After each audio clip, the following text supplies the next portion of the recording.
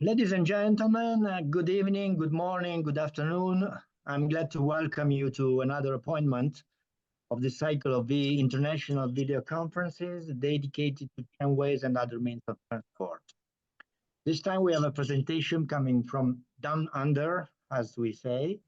Tony Weston will talk about tramways in the Australian state of Victoria. So this is Melbourne and surrounding. This presentation will be done in English. At the end of the evening, there will be a space for any questions in English or in Italian, and you can also use the chat in every moment during the presentation. The complete program of the forthcoming presentations is available on our internet site, English section. And I remind you that next presentation is scheduled for Tuesday, May 21st, and it will be given by Tony Schill from the USA and will be titled Pittsburgh Streetcar City. Thank you. Before giving the floor to Tony, I repeat everything in Italian. Buonasera a tutti e benvenuti a un'altra puntata del nostro ciclo internazionale di videoconferenze dedicate ai tram e agli altri mezzi di trasporto nel mondo. Questa sera abbiamo una presentazione che viene dall'altra parte del mondo perché Tony Weston dall'Australia ci presenterà i tram dello Stato di Victoria, cioè a dire Melbourne e dintorni.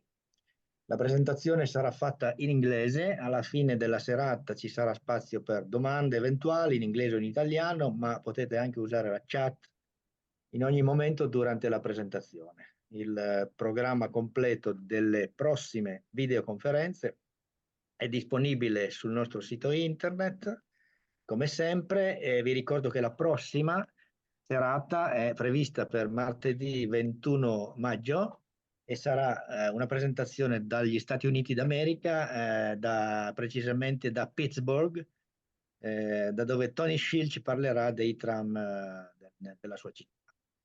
Grazie e ora passo la parola a Tony Weston. Tony, please, you can begin. Thank you. And share screen. Yeah. How's that looking? Not yet.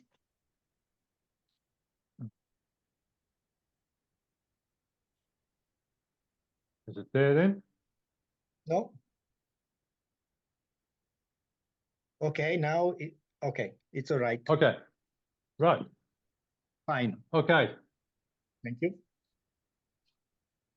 So first time I went to Victoria was as a 15-year-old with a mate from Sydney, staying with relatives and friends, and visiting Melbourne, Bendigo and Ballarat while those two smaller tramway systems were still operating, and it made quite an impression on me.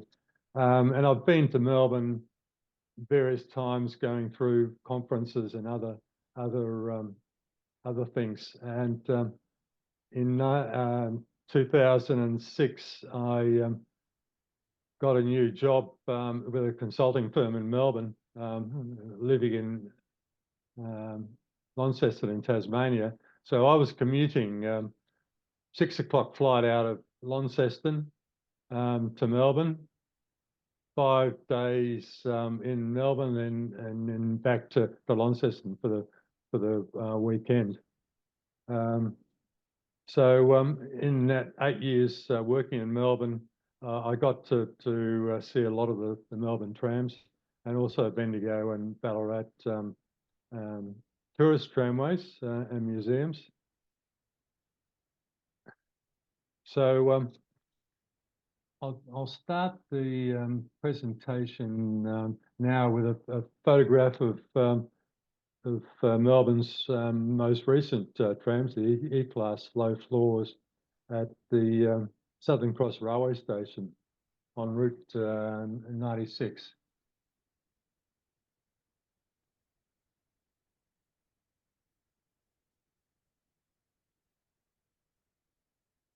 A bit of geography here.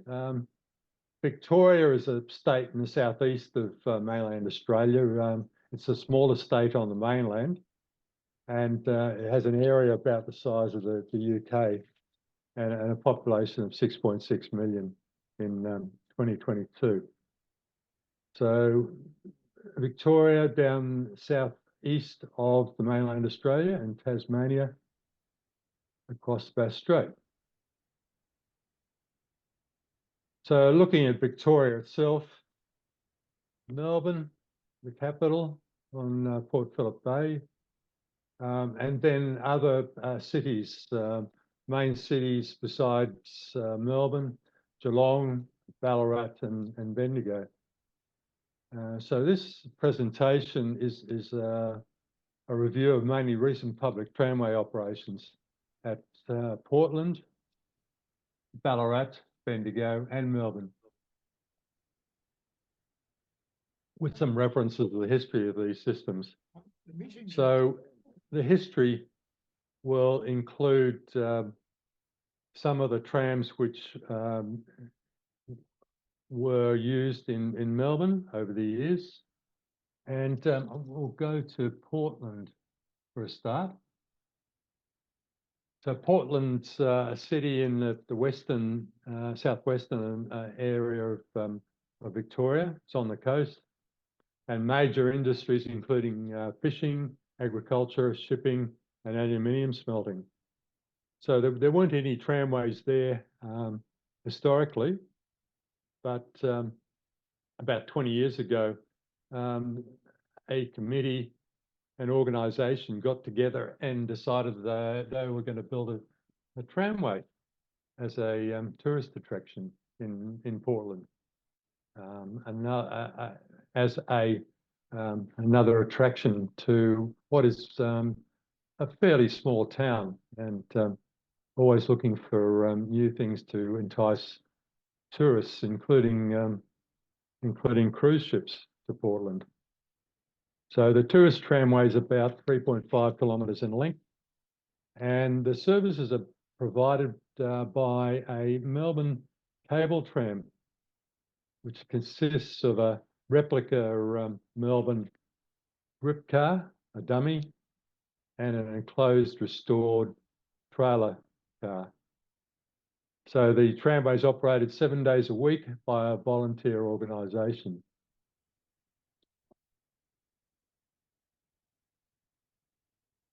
So here's a map of the tram line. As you can see, Portland is on the water. The port there is on the left-hand bottom. The town's there up at the top, and some enticing-looking beaches. Probably not this time of the year, and a depot at this end of the system, a loop near a powerhouse museum, and a tram line running through this park and then along the shoreline. Part of the way there is where the railway went down to the railway station at the port.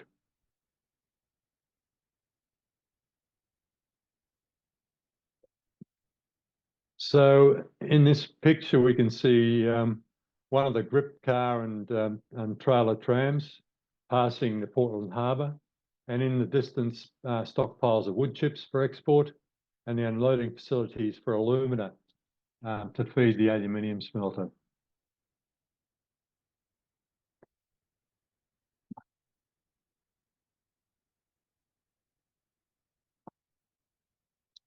So one end of the tram line is at the water tower and lookout, when I rode it recently, we stopped along the line and found a koala in one of the gum trees along the line. Also, whales are often seen in season.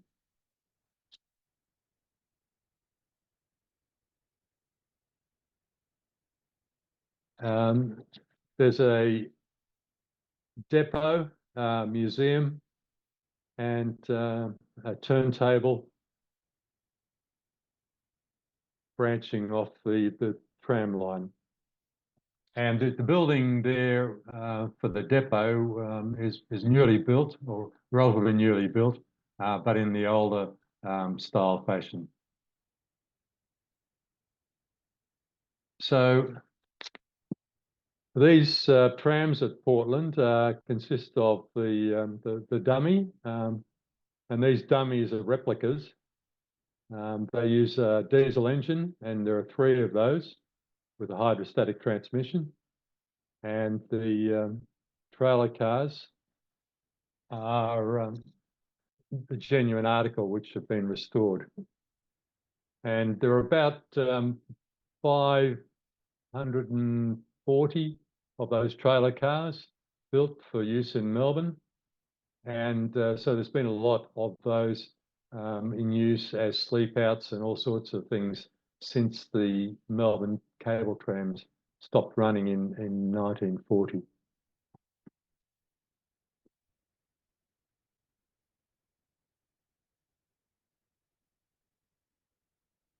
So now we go to Ballarat. It's a city in central Western Victoria that grew from the discovery of gold in the 1850s. As many other small towns in central Western Victoria made a lot out of gold mining. So there was a tramway system in the city up till 1971, and a 1.3 kilometre section of that tramway system beside Lake Wendouree has been retained by the Ballarat Tramway Museum.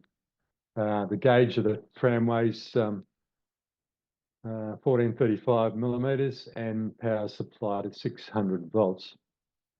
The Ballarat Tramway system, which closed in 1971, was a relic which probably shouldn't have survived the 30s or the 1950s, but somehow or other, mainly because people wanted to keep the trams, and the trams were run by the State Electricity Commission of Victoria. So there had to be legislative action to close the system. But all good things come to an end, and the tram system closed in 1971. But we do have a reminder of what that system was like up to that date.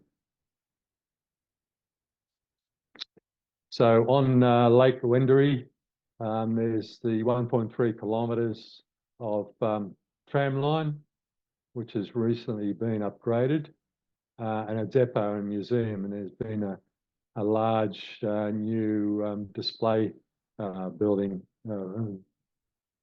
since 2022. So you can see typical trams from the operating period up till 1971, when the system closed. These are second-hand trams from Melbourne, which came in the 40s and the 50s. On the left, number 38, a bogie drop centre car with maximum traction trucks.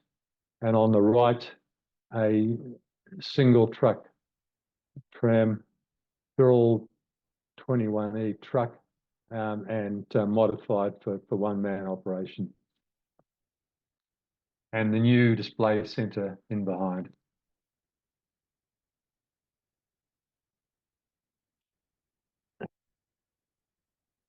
Here we can see tram number 33, single trucker, running along the track, and Lake Wendouree in the background.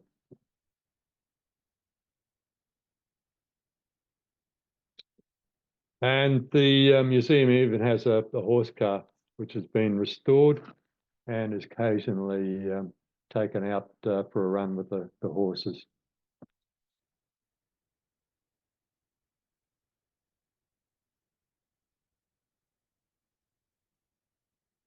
So we come to Bendigo, another city in central Victoria, and that grew from the discovery of gold in the 1850s. and now mainly has services, rural and light industries to keep it going, as well as tourism. So the tramway system there ran to 1972, and a section of this system with 3.9 kilometres street running, partly on a major highway, and the original depot have been preserved as a major tourist attraction by the Bendigo tramways. This is done in conjunction with a tourist mine, an underground gold mine. And the tramways, again, 1435 millimetre gauge and running with 600 volt DC power. This is a major highway along which the tramway partly runs. So there are issues with running trams and that sort of situation, including manpower. And one of the trams, a Bendigo Bernie car, has swapped its trolley pole for a pantograph, which is a bit strange. The gold mining took off again in Bendigo about 25 years ago and went for about 10 years. So the gold mining was carried on underneath the scene we can see in the centre of Bendigo.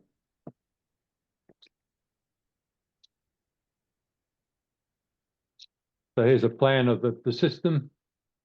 At the northern end of the system, Joss House, on a section of track which was built during the Second World War to service an armaments factory.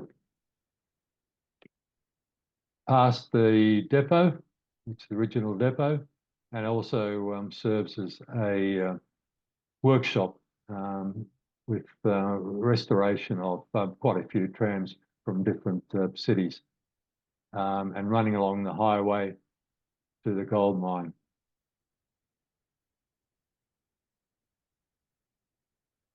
Okay, so at the gold mine we can see two trams which are not Bendigo originals. On the left is a Melbourne Y1 class, and on the right is an SW6 tram from Melbourne. Bendigo likes to have multicoloured trams, so the trams come in all sorts of shapes and colours.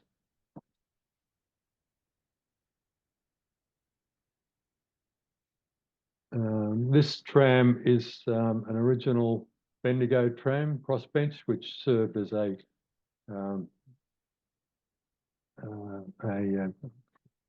track cleaner car, and was later restored to its original condition.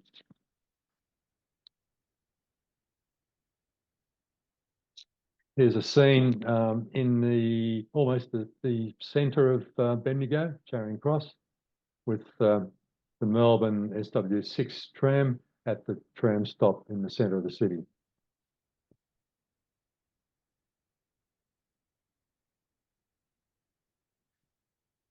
And a picture of Bendigo Bernie car, which is originally from the Adelaide system in South Australia, at the gold mine terminus in 2012. And that was the 40th anniversary of the Bendigo system closure.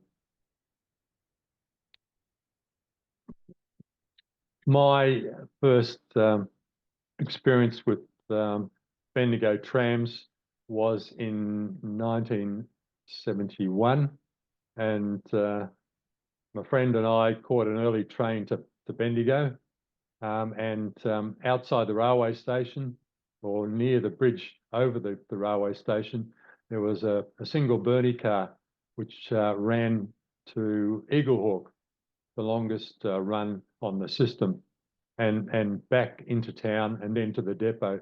So that was the tram which met the train from Melbourne, and then went back out of service until services started in the afternoon of a Sunday. My wife and I caught the train from Melbourne to Bendigo on a recent Sunday, and the place was buzzing. There was a bus every hour to connect with the trains from Melbourne, and a lot going on.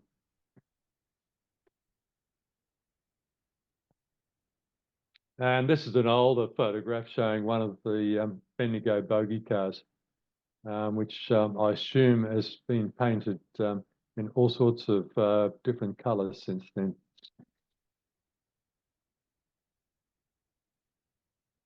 Okay, coming to Melbourne, we've all done a bit of history with various types of trams from Melbourne, in Portland, and also in Bendigo and Ballarat. It's the capital city of Victoria, and the metropolitan area has a population of 5.23 million, and that was in 2023. So the tram system is operated by Yarra Trams, and their contract is coming up for renewal soon.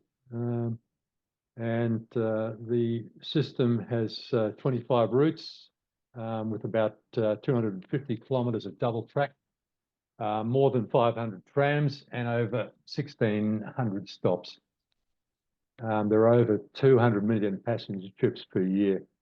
Again, track gauge 1453 millimetres and at 600 volts DC.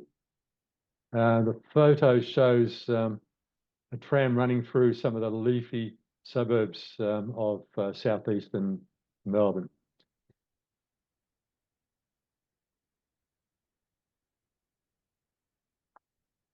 So this is a map of the Melbourne system as it is these days.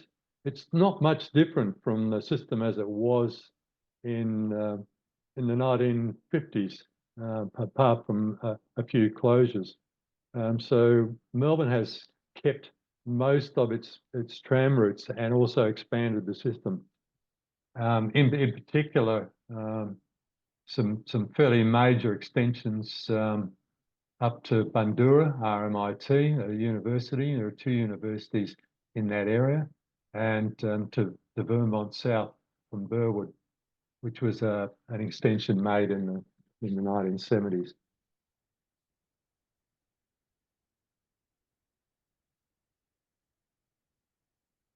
So with Melbourne, I'll be going through various different topics of the relating to the Melbourne tramway system.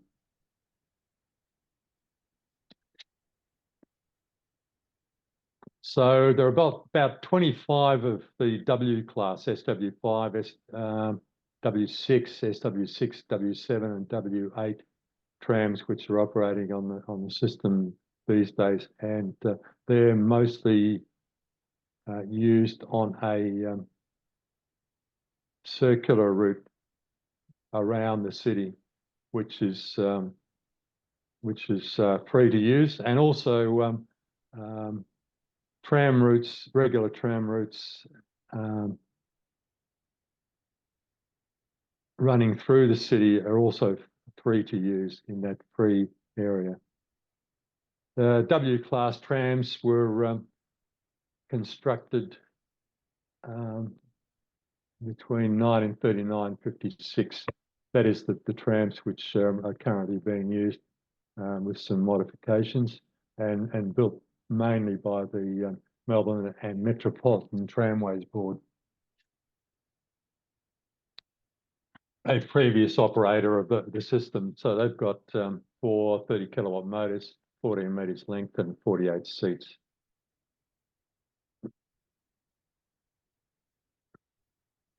In the 1970s, there was a prototype PCC type European car built, and then several batches, Z1 and Z2, were received from various manufacturers.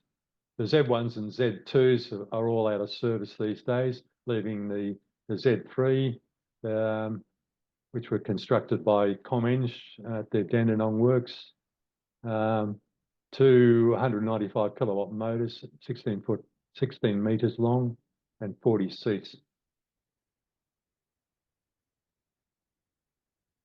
These were followed by the A1 and A2 class bogie cars, 132 constructed by Cummins, 1984 to 95. Again, two 195 kilowatt motors in single motor bogies, 15 meters long and 52 seats. These were followed by articulated cars, three bogie articulated cars of the B1 and B2 class, 132 of those, again constructed by Cummins between 1984 and 1994. And again, two 195 kilowatt motors, 23 meters long and 52 seats. This photo here is taken at Docklands on Harbour Esplanade.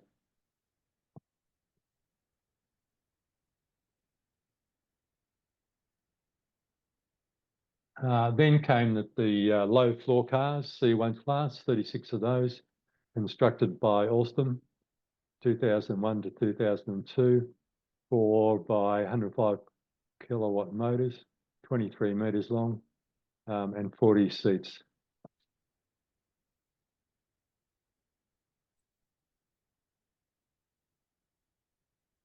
And a C2 class, which came on hire from Mullis in France, constructed by Alstom again, 4 by 105 kilowatt motors, 32 meters long, and 40 seats.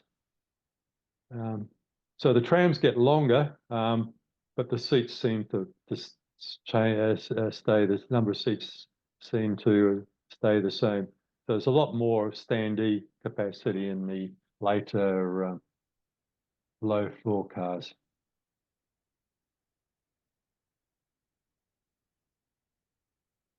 D1 class, 38 of those.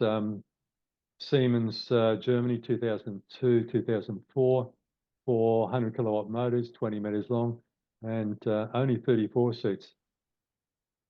So the different types of trams reflect the contracts. Originally, there were two contracts for operating the system, and the two different contractors had different ideas about the tram type and the supplier.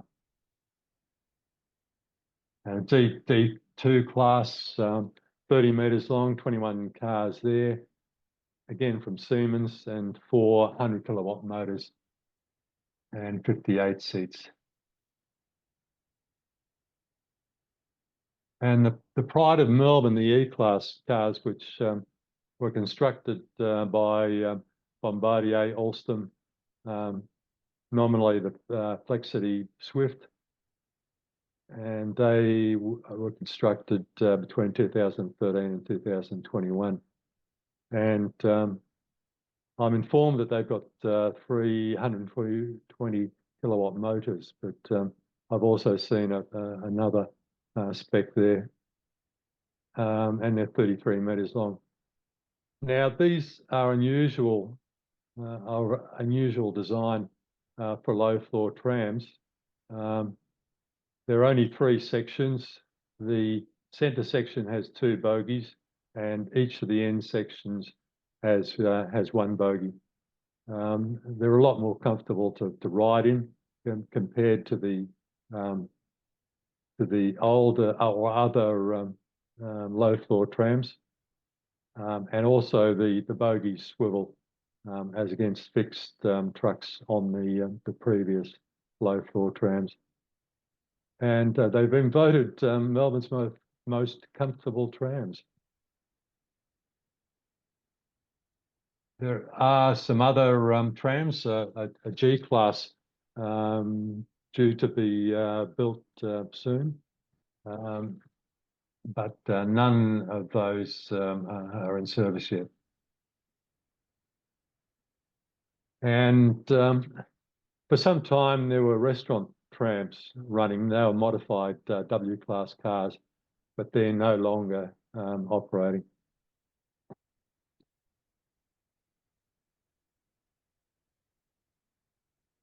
So there are some pretty sophisticated platforms being built, particularly on routes 96 and 86.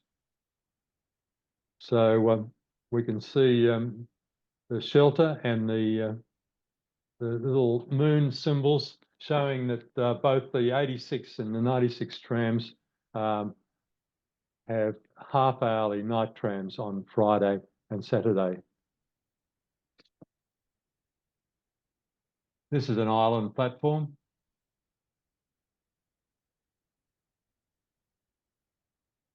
So Route 96 and 86 have a lot of these platforms. In some places, the roads are quite narrow.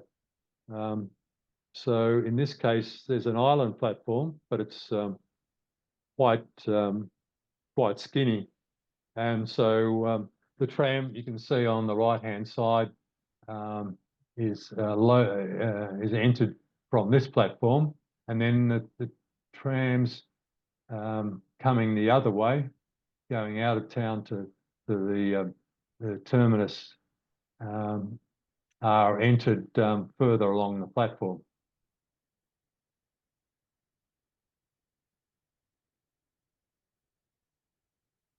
And then in areas or places where there's more space, we can see here a platform on Route 96 on the Esplanade at St Kilda with some palm trees, and there are beaches behind those, and there's a fun park, Luna Park, and all sorts of interesting shops further on in Ackland Street. Plenty of cake shops and restaurants.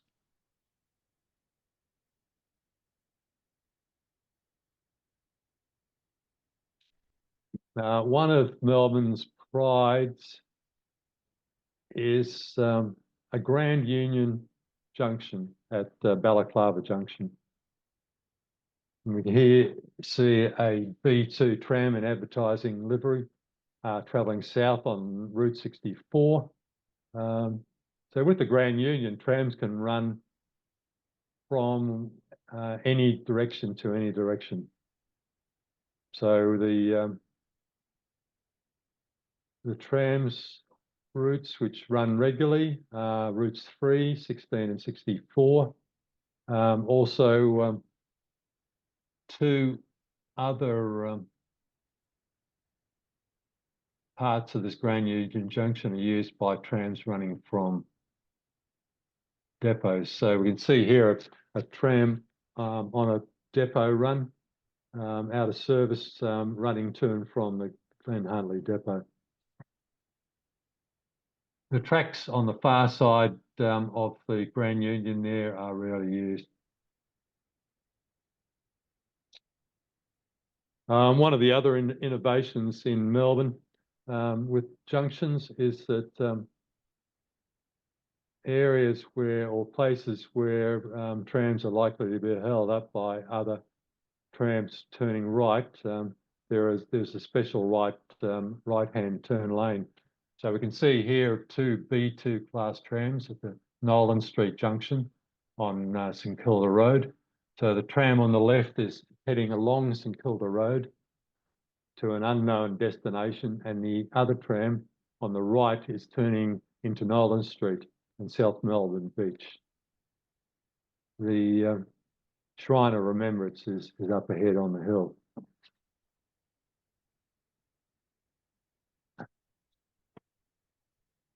So this is St Kilda Junction. Back in the 1960s, this junction was further up the hill to the right, and there were 6 streets coming into that, and two tram routes branching out on either side, which was a bit of a mess. So there was a lot of work done to build a section of freeway and overpasses, and the trams were very neatly fitted into that layout.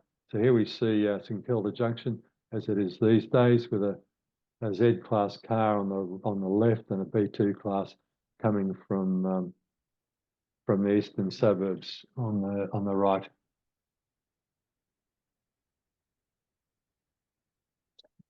So Melbourne's had a lot of level crossings where trams cross the suburban electric train system. So here we see the Kooyong level crossing on Glenferrie Road. D-class tram is waiting in the distance for these two metro heavy rail suburban trains to pass. So the heavy rail trains are running on 1500 volts DC, and the trams are running on 600 volts DC, which is not a good mixture. So there are only two of these level crossings left on the system.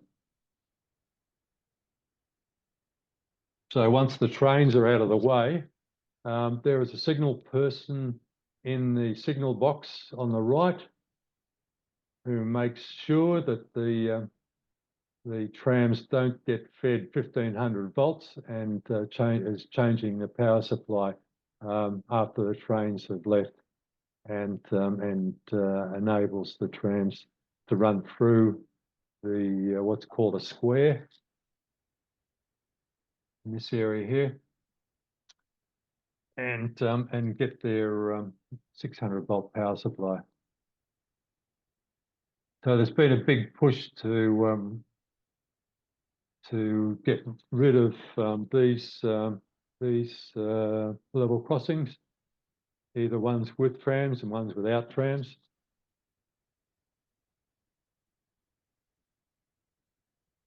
And this is the other level crossing where trams cross the electric trains at Riversdale Road near the station. You can see the signal box there. And there was a third crossing where trams and trains crossed Glen Huntly Station. Last year, that was removed, and the trains were dropped into a cutting below the road here.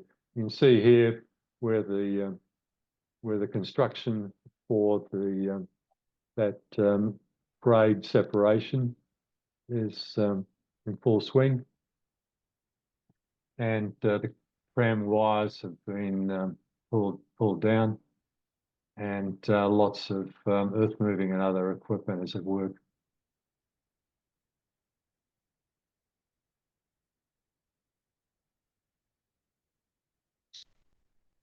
All of the trams on the system use pantographs, and there are no heritage trams running on the system. So you can see some of the work that's used where trams run under bridges. You can see here there's a trough with the tram wiring, and a suburban train, electric train running across the bridge at the top of the picture, and a detail of the wiring fixture to the trough.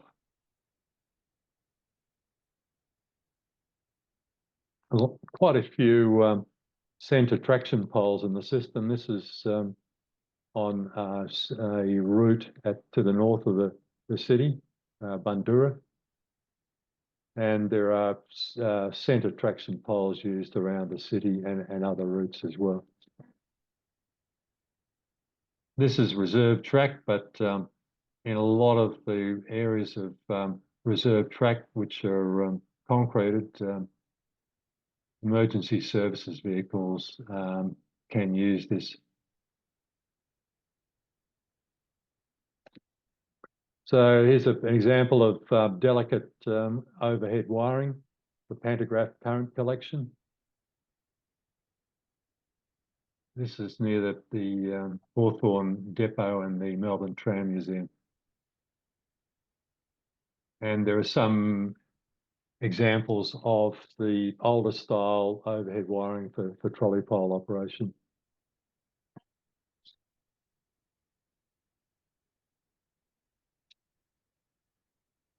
Now this is an interesting photograph. Some time ago, the tram services along Collins Street, which is parallel with Burke Street, some of the main east-west streets in Melbourne, were extended along Collins Street and eventually met Burke Street in Docklands. So the one of the tram routes, 48, which used another street, was going to be redirected along Collins Street to Docklands. So some extra track work was required, as well as overhead wiring. So before the track work was changed to allow the 48 trams to turn from the left into Collins Street, straight ahead down the hill. Before that was done, the wiring was erected. So you can see here two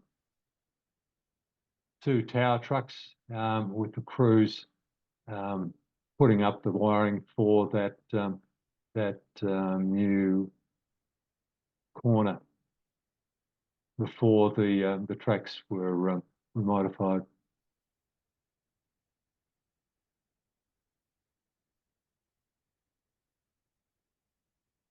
So this is a modular traction substation supplying power to Route 64 at the East Brighton tram terminus. It features signage for the nearby Brighton East Village Shopping Centre on the opposite side, facing the Nepean Highway. So there are about 40 of these substations supplying power to the Melbourne tram system. And some new ones were required for the introduction of the E-class trams on Route 96.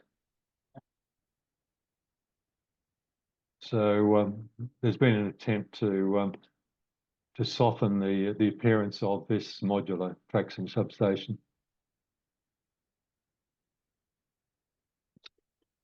Other substations, this one adjacent to the East Preston workshops, built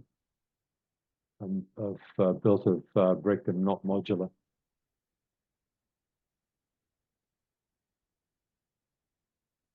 Some of the service vehicles, there are no rail-mounted service vehicles used in Melbourne these days. So this is a rail groove cleaning vehicle, rubber tired. We can see in Victoria Harbour Docklands.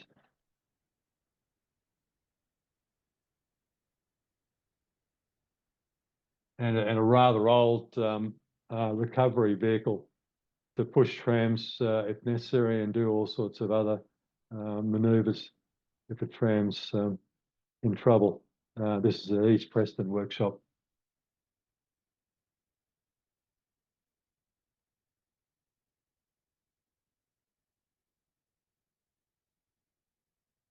A lot of the tram depots in Melbourne are of quite a vintage, although there is one new tram depot and one in the planning. This is the Glen Huntly depot in the southeast of the city, and we can see a B2 tram leaving the depot in connection with the bus replacement for the level crossing removal at Glen Huntly railway station.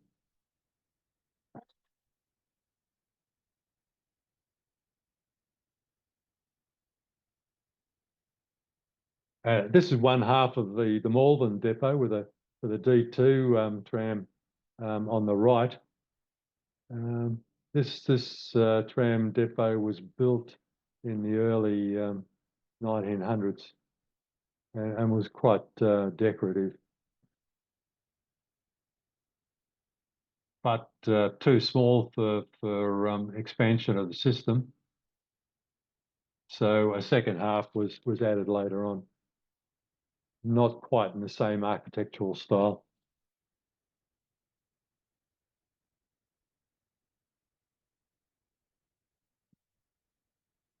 So there was a tram depot in South Melbourne, and that was replaced by a new depot at South Bank. And a lot of the E-class trams are stable there. So the trams can run in and out parallel with the line going down to the bay.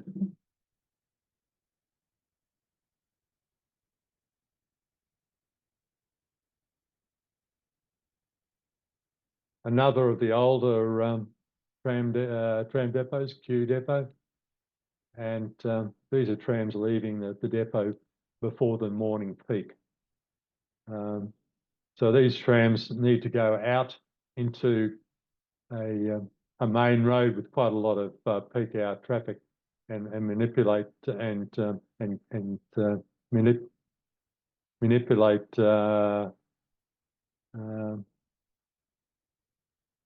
manipulate the exit from the tram depot, including reversals to get to places like Box Hill.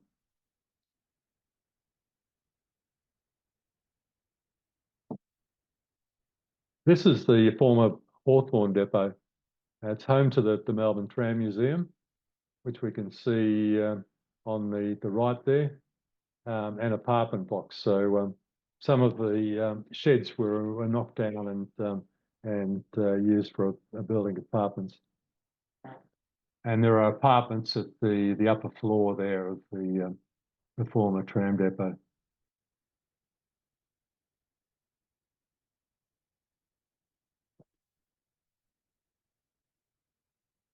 The Preston workshops are now used as a depot as well as workshops.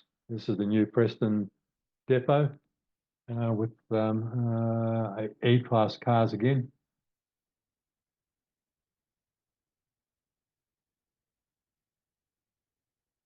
The Yarra River meanders through Melbourne City and the suburbs. So there are quite a few crossings of the Yarra. Here's an E-class tram crossing the Yarra River by Queensbridge on Route 58 from West Coburg to Toorak.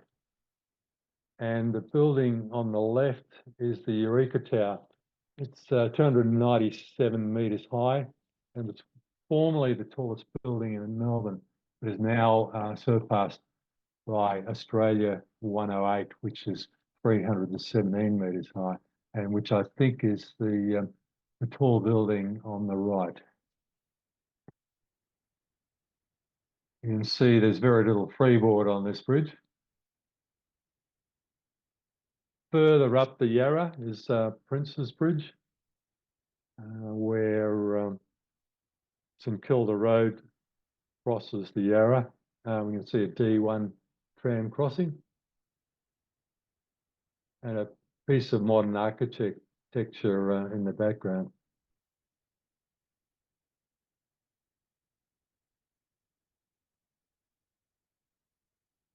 Further up the Yarra is Victoria Bridge in Kew with a C1 class tram on Route 109 from Box Hill to Port Melbourne, and a bit of detail of the overhead wire suspension on the right.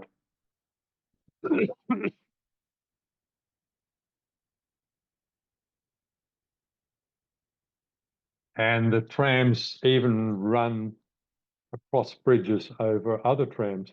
Here we see E-class tram on Route 96 light rail, which is formerly a suburban railway line, crossing Route 12.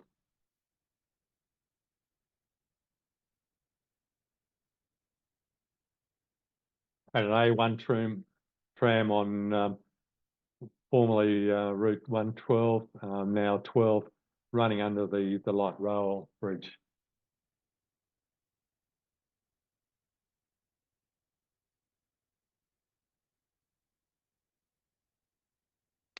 Having a look at some of the termini, here we see a Z3 tram laid up at a short stub siding at the Moonee Ponds terminus of Route 82, which is a cross-country route.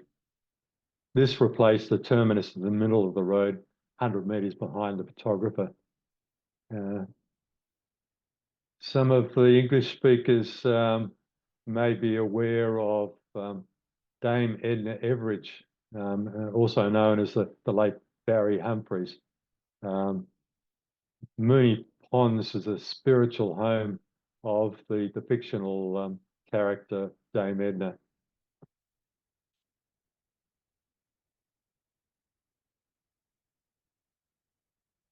One of the extensions to the system was from the Essendon Airport, which was formerly the Melbourne Airport.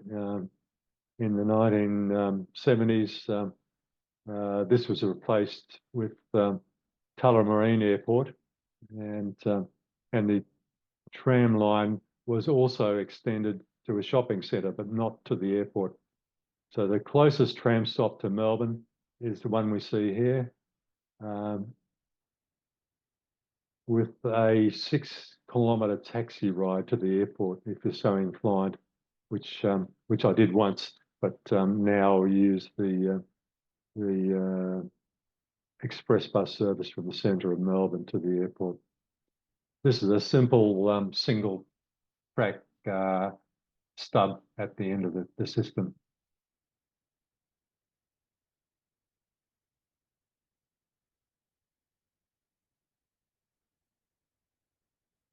B-class B2 class tram, ready to depart on a Route 64 trip to Melbourne University.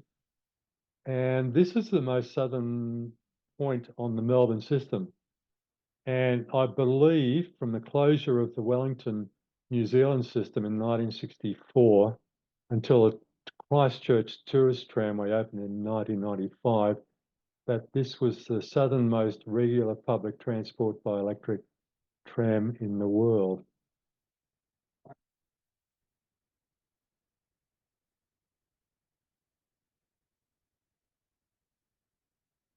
There are other termini,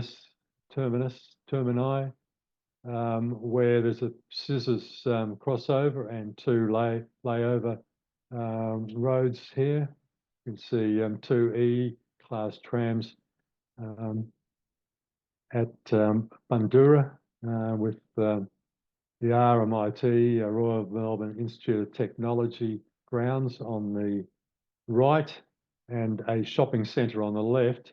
20 years ago, the area on the left was countryside, but there's been a lot of expansion of Melbourne suburban areas.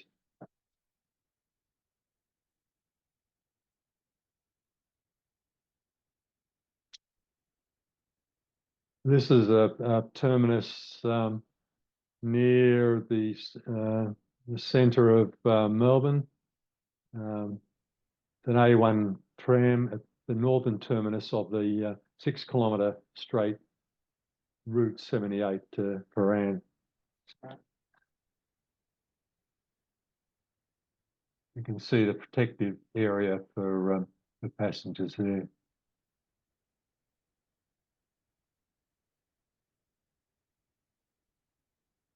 At the University of Melbourne, there are 7 or 8 tram services from the eastern suburbs, which terminate on 3 stub terminal roads.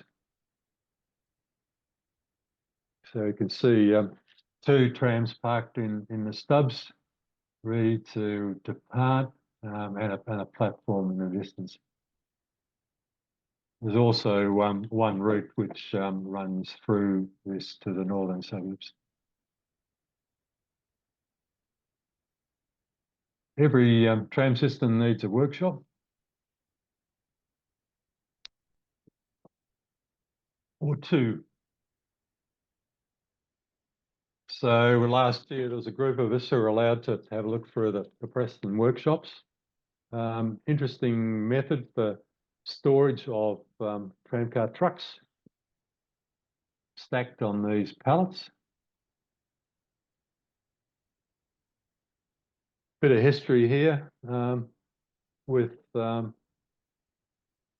of the ASEA M28 trucks as developed for Gothenburg from the Z1 and Z2 trams, which are now withdrawn. Duvag trucks are used under the Z3, A and B series trams.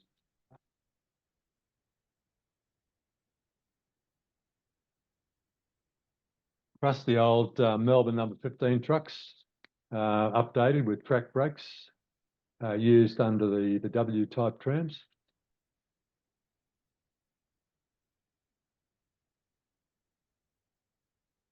And a sample of a truck used under a low floor tram.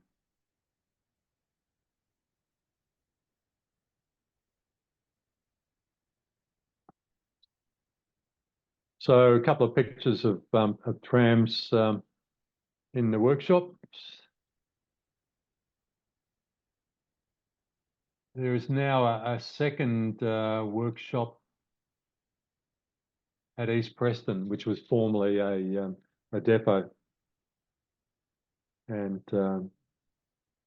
this here, as you can see, where the tram's been stripped down, ready for a freshen up.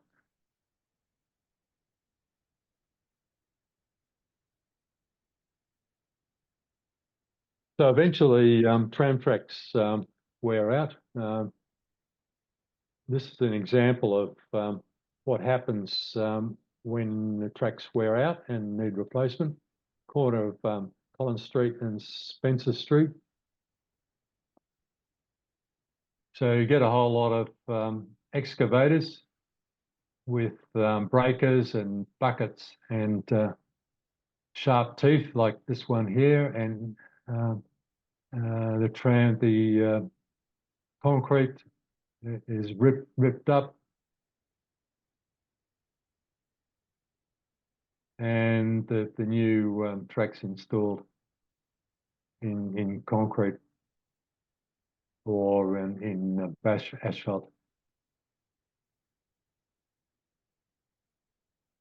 Some of the buildings which trams go by, the stunning looking Southern Cross Railway Station in the background here, and an E-class tram on either routes 96 or 86. And the city of Yarra. So there's a city of Melbourne, which is covers the CBD and some neighbouring suburbs, and then there is a system of other cities or councils which look after the suburbs around there, with some quite amazing building for their offices. This is the City of Yarra offices, formerly the City of Richmond, with a tram passing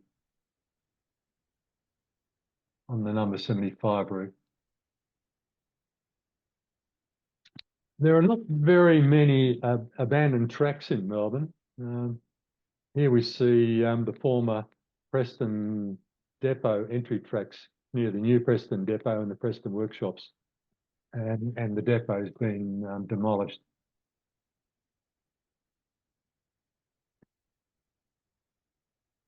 C2 Bumblebee tram, no longer in its yellow colour scheme as it came from Mulhouse, passing the former North Fitzroy tram depot and the cut-off entry tracks.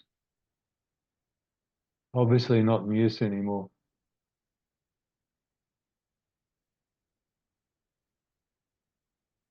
So some abandoned trackage at Docklands with an SW6 class city circle tram passing on new tracks.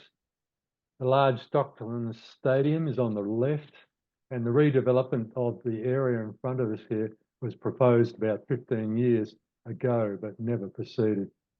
And I think people are still arguing over what should be done with this area.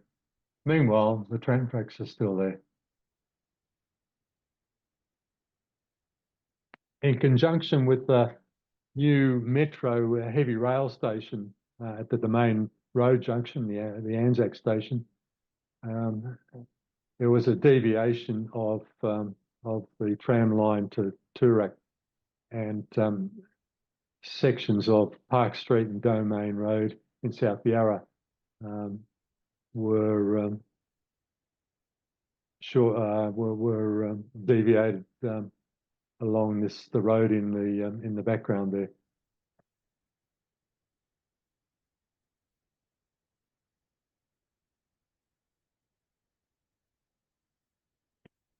When you've got trams and rubber-tired vehicular traffic mixing, there's always likely to be a crash or two in the and because of that and the track breaks, you're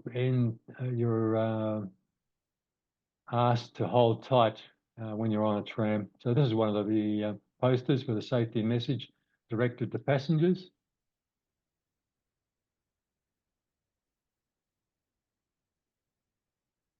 And this is a message directed to other road users. With the simple phrase that trams can't swerve.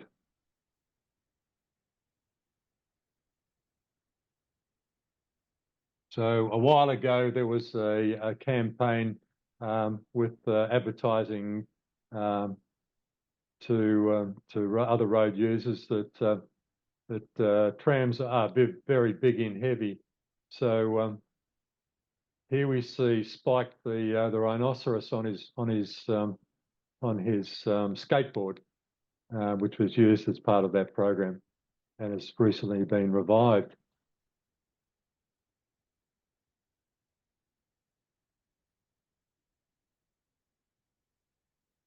Melbourne had a very large cable tramway system which passed away in 1940, but there are a lot of reminders. On the right here is an engine house in the Italianate style, the former Nicholson Street engine house, and Howard 3 cables plus an auxiliary cable during cable tram operations.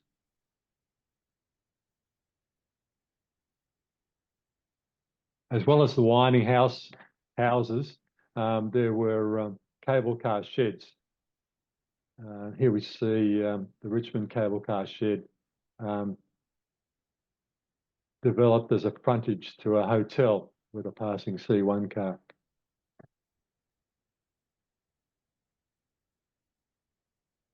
And in the north-west of the city, another cable tram engine house in West Melbourne with a Z3 tram passing. And trams are not the only game in town in Melbourne. There's quite a large system of heavy multiple unit trains. Here we see one at Balaclava. It's 1600mm gauge, 5'3" in the old language, at 1500 volts DC.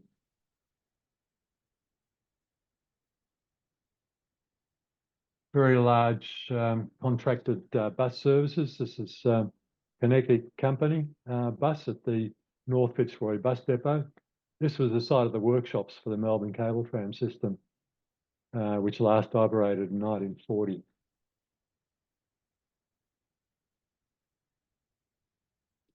There's an express bus service from Melbourne Airport to the Southern Cross Railway Station, which also has connections with trams and other long distance buses in the Melbourne Central Business District.